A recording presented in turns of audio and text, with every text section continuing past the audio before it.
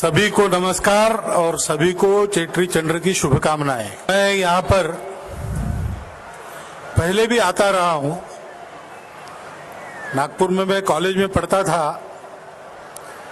तब कमाल टॉकीज चौक में कार्यालय लेकर हम 4-5 लोग रहते थे और इस जरियपटका नगर की 2 सायम शाखाओं को देखने का मेरा दायित्व था। हम सिंधी भाषिक लोग हैं, मूल स्थान हमारा सिंध में है। आज हमारे राष्ट्रगान में तो सिंधु या सिंध दोनों में किसी एक शब्द का उपयोग करने की अनुमति है, लेकिन प्रत्यक्ष वो भूमि है, वो हमसे अभी दूर है। ऐसा होने पर भी जब वहां के लोगों को अभी वहां कहना पड़ता है, वो तो यही था, लेकिन अब दूसरा देश बन गया है, तो उनको अपना इतिहास लिखने की जब बारी आई, तो लिखने का काम जिन विद्वानों को दिया था, उन विद्वानों ने सरकार को कहा कि हम कौन सा इतिहास लिखें। हम अगर पाकिस्तान का इतिहास लिखे तो इतिहास है ही नहीं, वो तो 15 अगस्त 1947 के बाद का है, लगभग वर्तमान ही है। कोई लंबा इतिहास नहीं, कोई परंपरा नहीं। परंपरा तो अब डालनी पड़ेगी, और जो डाली गई वहां वो अच्छी तो नहीं दिख रही। या हम इस्लाम को मानने वाले, तो इस्लाम का इतिहास बहुत ज्यादा पुराना नहीं है। 1500 वर्ष ज्यादा से ज्यादा खींचतान कर जाएगा। हम अगर दुनिया के प्राचीन इतिहास वालों देशों में बैठना चाहते हैं, तो हमको अपना इतिहास सिंधु सभ्यता से शुरू करना पड़ेगा। उसमें ये सारी बातें आती हैं और वो हमारे जीवन को गौरव देती है। ये जो सिंधु सरस्वती सभ्यता, आजकल उसमें सरस्वती जुड़ गई है, क्योंकि वो केवल सिंध तक मर्यादित नहीं थी। भारत में जगह जगह उस प्रकार के स्थान मिले हैं, यहां तक कि तमिलनाडु तक भी स्थान मिले हैं। तो अब इतिहास के विद्वानों ने जो सत्य को बोलना चाहते हैं, उन्होंने ये कहना शुरू कर दिया है कि आज हम जिसको भारत कहते हैं या जिसको हिंदू समाज कहते हैं, उसके मूल में ये सिंधु सरस्वती सभ्यता है।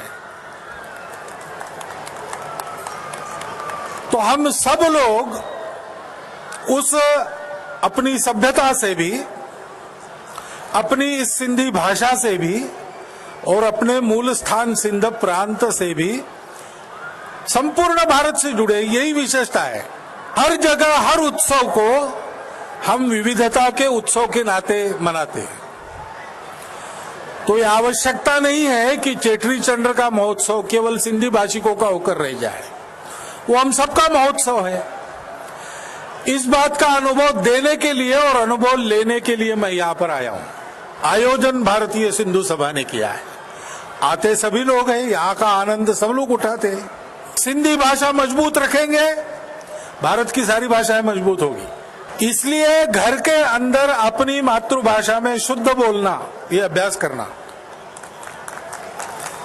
अपने मातृभाषा में जो जो साहित्य आज तक बना है प्राचीन समय से अब तक, उसका पठन पाठन करने की परंपरा घर में चलाना, ये हम सब लोगों ने करना चाहिए। दाल रोटी खाते हैं तो दाल पकवान भी खाते हैं। फर्क क्या है भाई? मसालों का फर्क है, और क्या है? पूरी के साथ दाल खाना और पकवान के साथ दाल खाना, इसमें क्या है? कड़ी भात तो सारे भारत में चलता है, नाम अलग अलग है और बनाने की पद्धति थोड़ी थोड़ी अलग है। सिंध की कड़ी बड़ी प्रसिद्ध है और अलग है। उसी को दक्षिण में जाओ तो पुली कहते हैं, थोड़ा अलग प्रकार से बनाते हैं। कहीं गाढ़ी बनती है, कहीं पतली बनती है, थोड़ा मसाला अलग अलग होता है, लेकिन कहीं की भी कढ़ी खाओ, याद तो कढ़ी ही आती है। ऐसे ही सिंधी भाषा की सुरक्षा में भारत की सुरक्षितता है। विविधता में एकता के भाव को लेकर चलना ये हमारी विशेषता है। उसको ध्यान में रखकर हम विविधताओं की सुरक्षा करेंगे और उनके उत्सव मनाएंगे तो हमारी राष्ट्रीय एकता सुरक्षित होगी। यह सब काम हमको मिलकर करना पड़ेगा। इस दिशा में सिंधु सभा जो प्रयास कर रही है उसमें जैसे कहा गया कि बाला साहब के कहने पर ये शुरू हुआ उनकी प्रेरणा से, वैसे आज भी राष्ट्रीय स्वयंसेवक संघ सिंधु सभा और केवल सिंधु सभा नहीं, हर भारतीय भाषा भूषा भजन भोजन भवन भ्रमण की सुरक्षितता में सर्वत्र सहायता करता है जहां जितनी ताकत है और करता रहेगा। मैं आपके पास यही प्रेम लेके आया हूं। चेट्री चंद्र का उत्सव है, मूल उसका सिंध प्रांत से है, लेकिन वो नए वर्ष की शुरुआत है। वर्ष प्रतिपदा उसी समय होती है, युगादि दक्षिण में उसी समय मनता है, विक्रम संवत उसी से प्रारंभ होता है। ये सब मूल में एक है। काल के प्रवाह में रूप अलग अलग हो गए, लेकिन एक ही भाव को व्यक्त करने वाले ये सारे रूप है। इन रूपों का भी हम आनंद ले और रूपों के अंदर जो एक भाव छुपा है उस एक भाव के साथ एकाकार होकर हम सब एक समाज के नाते एक मातृभूमि को लेकर खड़ा रहे। ऐसा अगर हम करेंगे तो मुझे ये लगता है कभी कभी कि आज 14 अगस्त को आपको काला दिन मनाना पड़ता है। हो सकता है 20-30 सालों के बाद एक दिन वह भी आएगा कि किसी 14 अगस्त को हम अपने गौरव का दिन, हम लोग पहले आए तब शरणार्थी कहे गए गलती से, उस समय भी हमको ये शब्द पसंद नहीं था। अरे अपना भाई किसी विपत्ति के कारण भाई के घर में आए वो शरणार्थी होता है क्या? उसको ज्यादा से ज्यादा हम पाहुना कह सकते हैं, लेकिन वो तो अपना भाई है। रह गया तो भी अपना भाई है, उसका अपना घर है। किसी भाषा का बोलने वाला हो, सारा भारतवर्ष उसका घर है, तो कोई शरणार्थी नहीं है। हम पुरुषार्थी तो है ही, लेकिन परमार्थी भी है। और पुरुषार्थ को हमने दिखा दिया और परमार्थ को भी सारे जगत को सिखाएंगे। इस प्रकार का हौसला लेकर हम बढ़ने लगेंगे।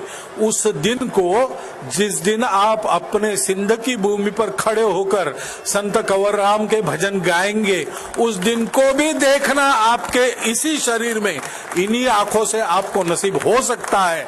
इस बात को ध्यान में रखते हुए वह शुभ दिन आप देखें, यह शुभकामना आपको देता हूं।